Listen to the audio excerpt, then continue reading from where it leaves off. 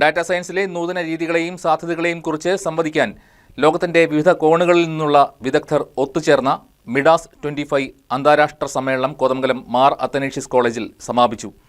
ചർച്ചകൾക്കും പ്രബന്ധ അവതരണങ്ങൾക്കും ശേഷം നടന്ന സമാപന സമ്മേളനത്തിൽ മികച്ച ഗവേഷകർക്കുള്ള പുരസ്കാരങ്ങൾ വിതരണം ചെയ്തു. 3 ദിവസങ്ങളിലായി നടത്തിവന്ന അന്താരാഷ്ട്ര ഡാറ്റാ സയൻസ് സമ്മേളനത്തിന് സമാപനമായി.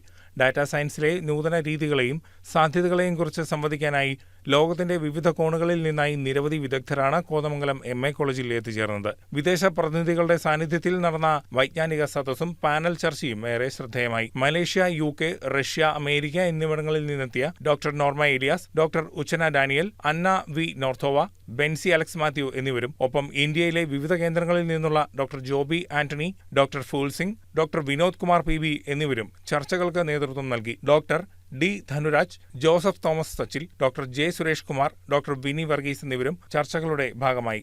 സമാപന സമ്മേളനത്തിൽ മികച്ച ഗവേഷകർക്കുള്ള പുരസ്കാരങ്ങൾ വിതരണം ചെയ്തു. College principal doctor Manju Kurian, convener doctor Rajesh K. Thumbakkara, coordinator doctor Nidhi P. Ramesh എന്നിവർ ചടങ്ങുകൾക്ക് നേതൃത്വം നൽകി. News desk KCV news.